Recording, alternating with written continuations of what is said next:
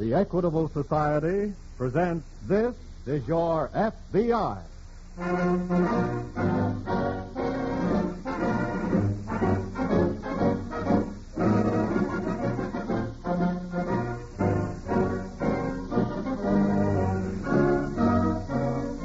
This is Your FBI, an official broadcast from the files of the Federal Bureau of Investigation, presented as a public service by the Equitable Life Assurance Society of the United States. To your FBI, you look for national security, and to the Equitable Society for financial security. These two great institutions are dedicated to the protection of you, your home, and your country.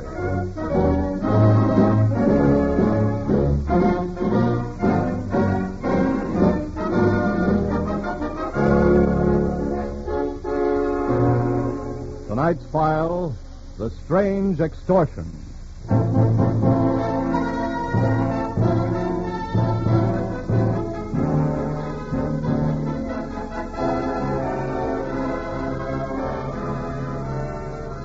Hardly a day passes that some person of large income or great wealth does not receive a letter demanding that he pay the sender a certain sum of money or suffer the consequences.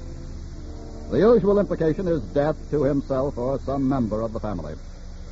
True, most of these extortion letters are written by cranks who never carry out their threats, but the FBI must investigate them all. And quite often, the letters are the real thing.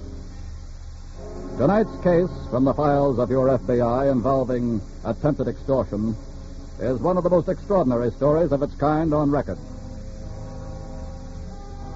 Flint Rock was a wholly appropriate name for the old secluded Long Island estate, for it not only described the volcanic outcroppings about the place, but it suited the character of the despotic old woman who ruled the cold gray stone house with perpetual ill temper and a passionate contempt for all under its jagged roof. Although Letty Bradford could seldom leave her bed, her irascible spirit haunted every room and had long since made Flint Rock a house of mutual hate. It is now 1 minute after 9 o'clock in the morning. Letty Bradford reaches for her stick and... Janet! Janet! Oh, that stupid nurse. Janet! Oh, it's about time, young lady. Good morning, Mrs. Bradford. Nearly 2 minutes after 9, Janet. I'm sorry. That's no excuse. You know very well I want my breakfast at 9 o'clock, and 9 o'clock doesn't mean 2 minutes after 9. Yes, Mrs. Bradford. I suppose you stopped to poison the orange juice. No, Mrs. Bradford. Don't tell me the thought hasn't occurred to you. No, Mrs. Bradford. Of course it has. It's occurred to all of you. And why should it? Don't question me and don't look at me that way. You're all too impatient for me to die. You can't wait for my affliction to kill me. You're too eager to get your ungrateful fingers on the money I've left for you in my will. I don't expect any money.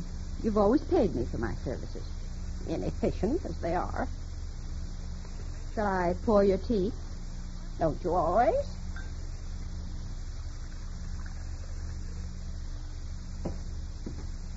You want me to drink it, don't you? You said for me to pour it. There are some poisons that cannot be detected in a body, aren't there? Yes, there's several. I won't drink the tea.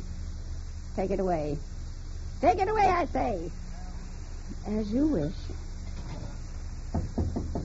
Well, don't stand there tapping like a woodpecker, Charles. Good morning, Mrs. Bradford. Good morning, Janet. Another Judas. I beg your pardon, Mrs. Bradford. Take the tray, Janet.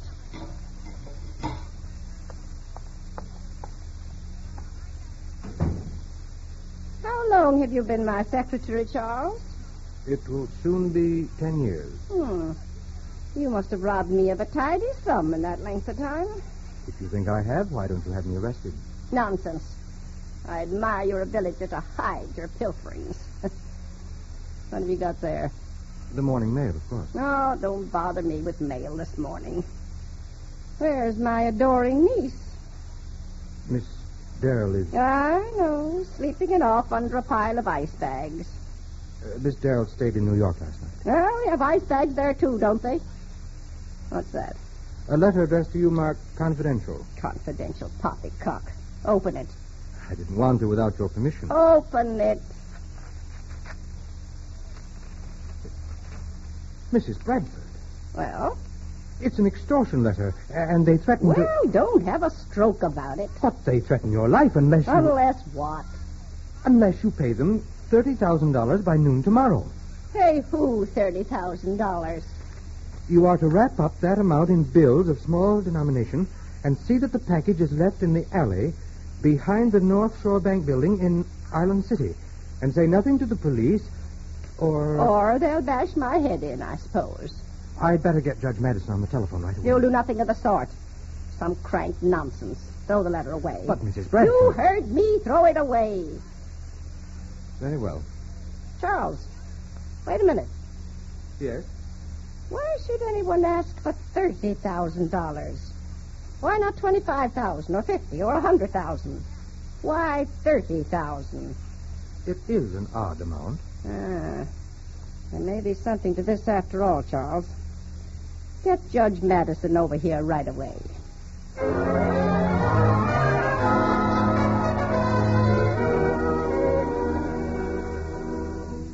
I wouldn't be surprised if all this weren't some scheme of your own, Tom Madison. Oh, my dear Letty. Of course, I could use $30,000 to good advantage, but... Can't you wait until I die, either? As executor of the estate, you'll be able to milk it for a whole lot more than that. Come now, my dear. This is a serious matter. What's serious about having my head bashed in? That'll be a happy event for all of you. Oh, please, my dear. If the letter is a genuine extortion letter, you have until noon tomorrow. And you may rest assured, my dear, before then I'll see to it that you have ample protection. I don't want a lot of to-do about this in the papers, you understand? The FBI doesn't operate that way. What does the FBI have to do with it? This is a federal crime, and I must report it to the FBI at once.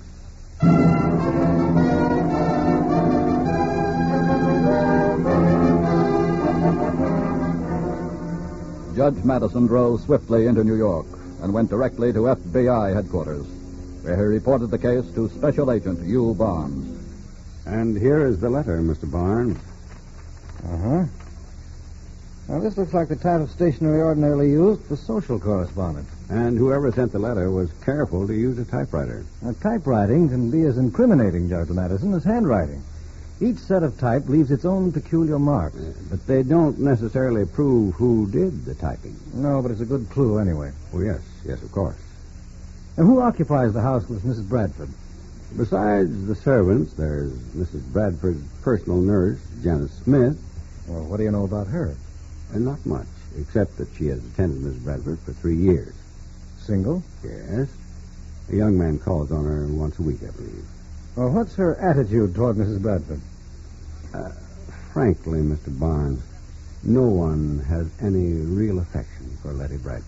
Well, from your description of her, that's understandable. Who else lives there? Her secretary for almost 10 years, Charles Forbes, single, about 34. Does Mrs. Bradford have any children or other relatives? Only a niece, Darrell Bradford, about 27. Very attractive. Also single? As Darrell says, she's still playing the field. Nightclub style. Has a generous allowance, I suppose. Not always generous enough. I've had to clear up her gambling debts from time to time. For large sums? Well, they've varied in the past. I say past because 3 months ago, Mrs. Bradford swore she would never settle another one.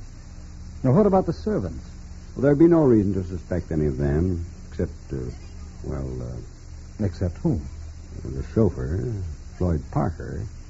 He likes his drink a little too much, and occasionally he's disappeared for 2 or 3 days at a time on what he calls a little bottlenecking. I see. And Mrs. Bradford says she had a row with Floyd on the subject 2 days ago and fired him. Anyway, Parker's gone. Morley, Yes, Barnes? get a complete description of Floyd Parker from Judge Madison and start trying to locate him, will you? Right. There are a couple of angles I want to go out on for a while, Judge.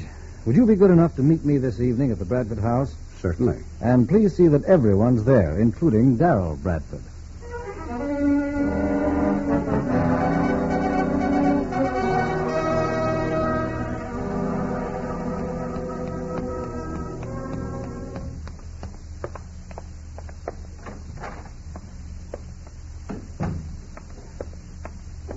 Good evening, Miss Darrell. What's good about it, Charles? I'm sorry I had to call you. You didn't tell anyone where I was. Certainly not. Thanks.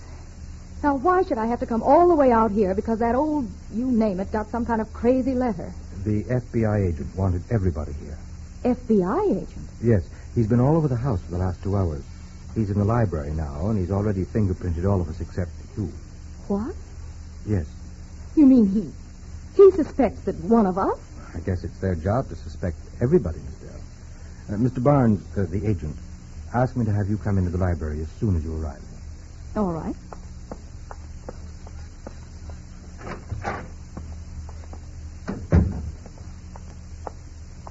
I'm Darrell Bradford. They say you want my fingerprints. Well, please, if you don't mind. Were you expecting me to object? Do you? Why should I? It'll only take a moment. Now, press your right fingers on this ink pad, please. Good Lord. Wonder if I've robbed any safes lately. Well, probably not, or you would have paid off your gambling debt to Nick. Now, press your fingers on this card here. What do you know about Nick? Well, he's a dangerous man to owe $30,000 to. Now, the left fingers, please. All right, so you know about it. But I didn't write that letter. I didn't say you did or you didn't. If I didn't, who did? I haven't found out yet how many people know about your debt. And a lot of people, including you, would benefit by Mrs. Bradford's death. Have you finished with me? Well, for now, yes. Oh, please send the nurse, Miss Smith, in, will you? And I'd rather you wouldn't leave the house. Very well. You're in charge.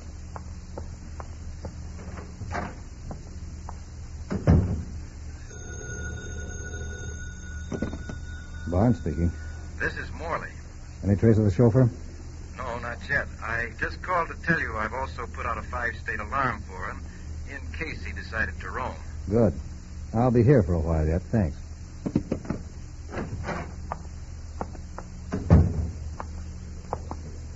Well? Oh, this is a sheet of your stationery, isn't it, Miss Smith? Where did you get it?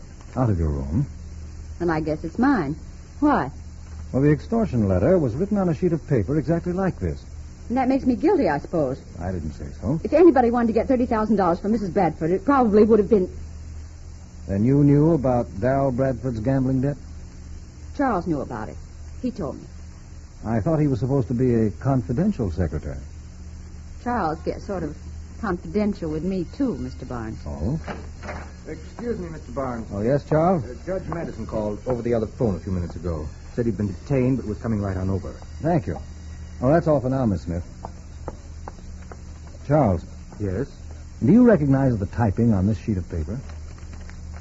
Well, it's the same style, I think, as the typewriter I use. That's right. I typed this on your machine. But what for? I mean... Well, it's just possible that under a microscope it'll exactly match the typing on the extortion letter. Look, Mr. Barnes, I didn't have anything to do with it. We don't reach conclusions until we get all the facts. Why should I try to extort money from Mrs. Bradford? I'm well and taken care of in her will, and... What?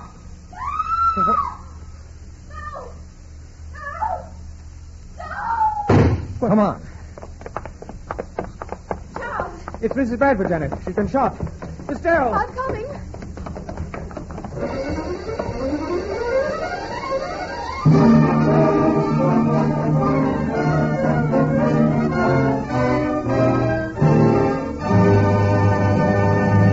We momentarily close the Equitable Society's presentation of the Federal Bureau of Investigation file on the Strange Extortion. We will return to this case in just a moment. A quarter of a century ago, a great American president, Woodrow Wilson, saw the need for world cooperation.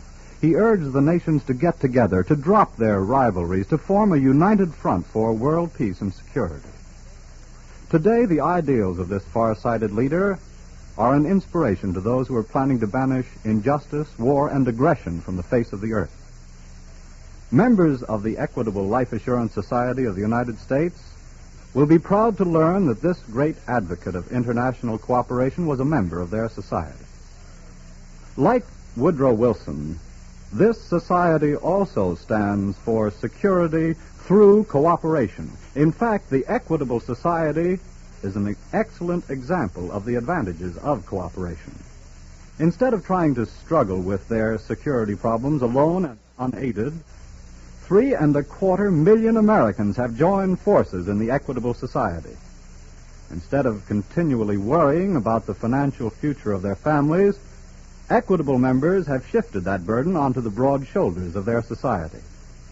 The peace of mind which they gain makes them better workers, better fathers or mothers, better citizens. Yes, by serving its members, the Equitable Society serves America. So remember that name, the Equitable Society, the Equitable Life Assurance Society of the United States. And now back to the file on the Strange Extortion.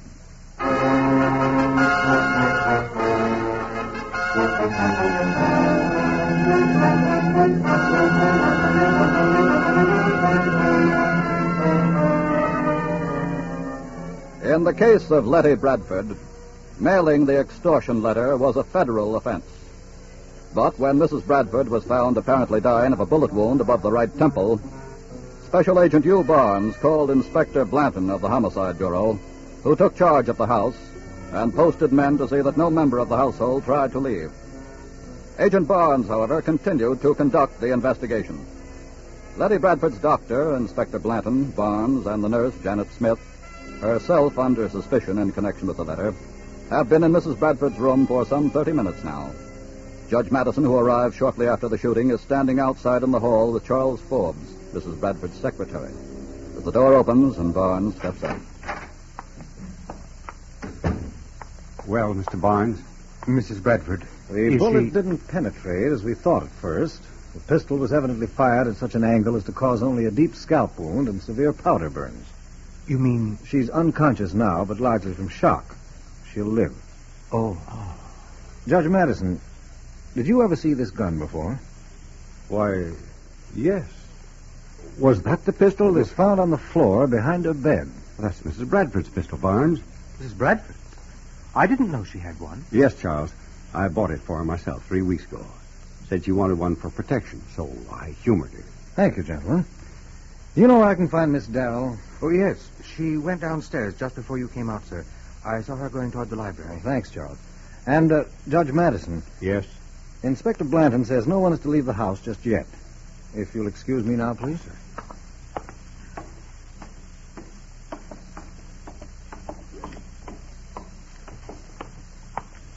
Look, Nick, it's not my fault if she doesn't die. I didn't do the shooting. What? Well, if she lives, you'll just have to give me more time. I can't raise $30,000 like an umbrella. All right, do anything you like about it. I didn't intend to eavesdrop, Miss Bradford. I didn't call Nick, Mr. Barnes. He called me to hound me about the money. I told him what had happened, and I... Oh, all right, believe what you like.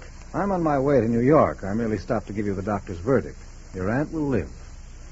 Good night, Miss Bradford.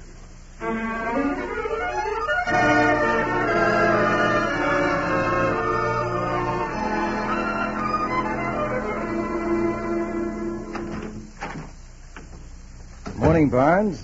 You don't look very happy. Just mixed up, I guess, Morley. No trace of the missing chauffeur yet. Not yet. What about the pistol? There are no fingerprints on it. I can't understand anybody leaving it behind the bed in the first place.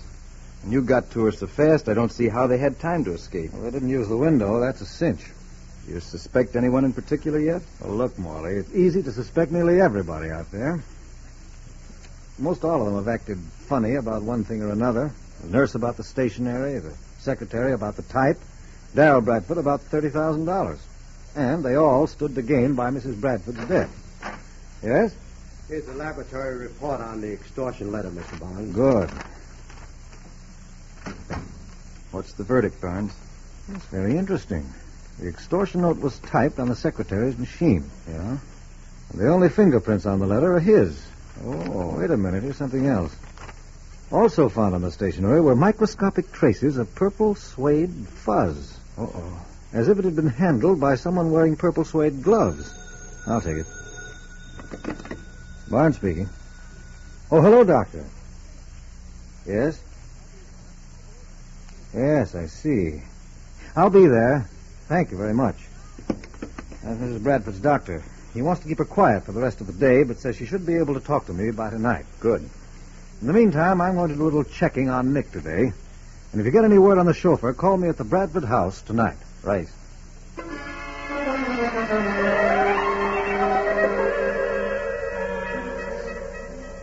Special Agent Barnes spent the rest of the day investigating the movements of the gambler Nick and his men during the past 24 hours, but could uncover nothing involving them with the shooting or the extortion letter. Shortly after dark, Barnes forged his car through a rain and windstorm sweeping Long Island up to the Bradford house. Letty Bradford could talk, but claimed she could remember nothing that happened. Barnes then assembled the others in the library. Charles, Yes? the extortion letter was typed on your machine. But, Mr. Barnes, I And tell your you that... fingerprints were also found on the letter. Of course they were. I read the letter to Mrs. Bradford. I had to handle it to read it, didn't I? And Miss Smith, your fingerprints were not found on the stationery used, but there were traces of fuzz from purple suede gloves. I never owned a pair of purple gloves in my life. And Mrs. Bradford was shot with a pistol which you say you bought for her, Judge Madison. Good Lord, Barnes, you don't think I'm not accusing you or anybody else here of anything, Judge. I'm merely setting down some facts, and Excuse me for butting in, Barnes. Morley, I thought you were in New York. Well, I thought I'd better bring him out instead of phoning. The police found our man. All right. Come on in. Parker. I don't get the idea of all this. Are you Mrs. Bradford's chauffeur? Mrs. Bradford's ex-chauffeur. Oh, you're just the man I've been waiting to have a talk with. Will you come into the other room with me, please?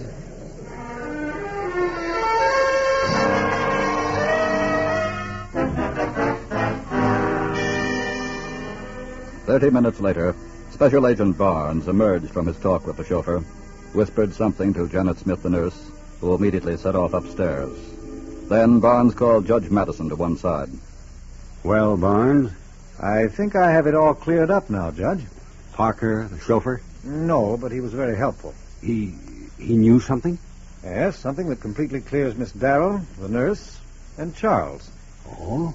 I was finding it awfully hard to suspect any of them anyway. Why so? Well, Miss Smith wouldn't have been so obvious as to use her own stationery. For the same reason Charles wouldn't have typed the letter on his own machine. And Miss Darrow? Well, she needed $30,000 all right, but she's too intelligent to have demanded a sum which everybody, including Mrs. Bradford, knew she owed to Nick the gambler. Well, that sounds reasonable, but... Oh. I think I found what you want, Mr. Barnes. Yes. I'm afraid you have, Miss Smith. Judge, I think you'd better come upstairs with me. All right.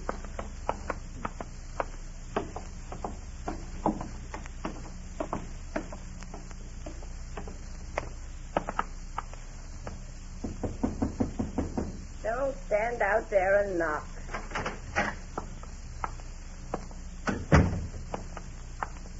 Mrs. Bradford, Well, what are you and Tom Madison up to?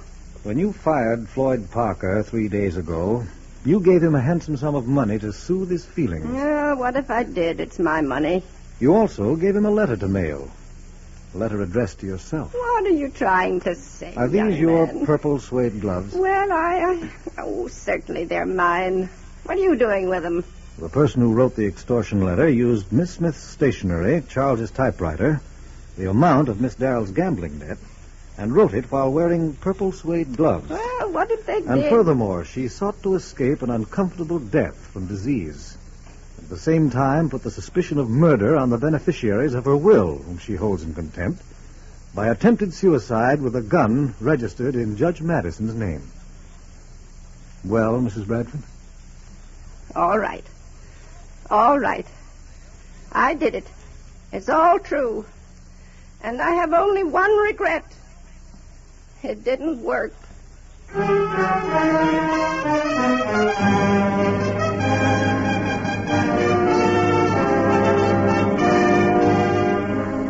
As a public servant charged with protecting the lives, property, and general welfare of all citizens, the FBI is just as diligent in establishing the innocence as well as the guilt of persons involved in a crime. In the case of Letty Bradford, there were 5 persons on whom the shadow of guilt fell. But Special Agent Barnes was not willing to arrest any one of them for the crime because of lack of sufficient incriminating evidence. Instead, his investigation was directed at removing from over them what shadow of suspicion was there. And in doing so, he discovered the person who was guilty.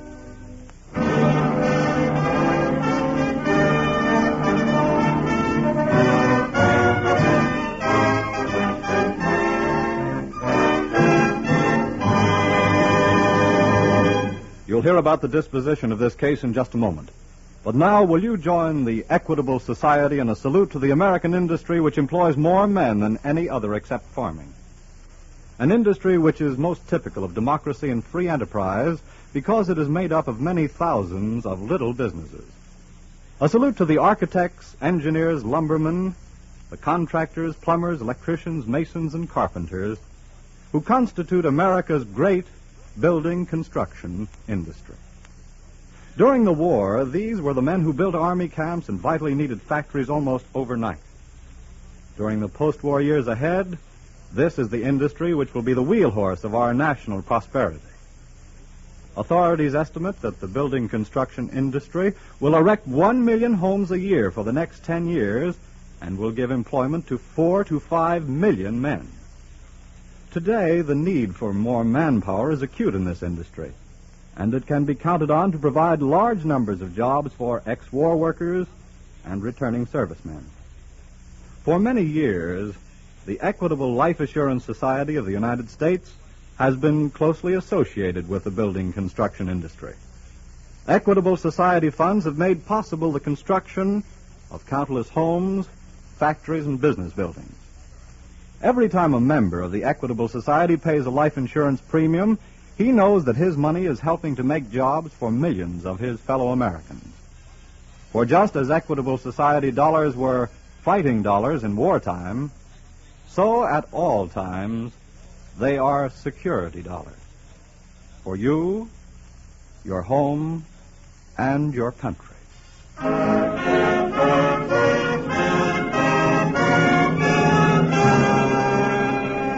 Because of her physical ailments and extreme old age, no formal charges were filed against Letty Bradford.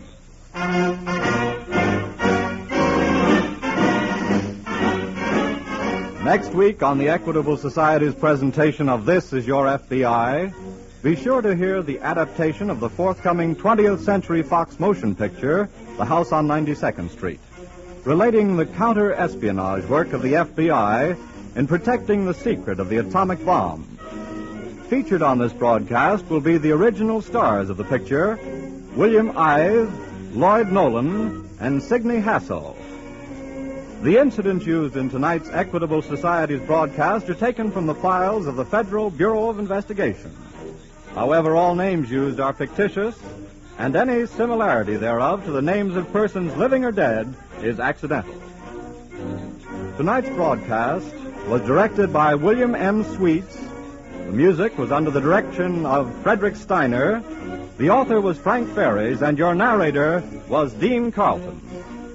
This Is Your FBI is a Jerry Devine production. And now this is Carl Frank speaking for the Equitable Life Assurance Society of the United States and inviting you to tune in again next week at this same time for This Is Your FBI.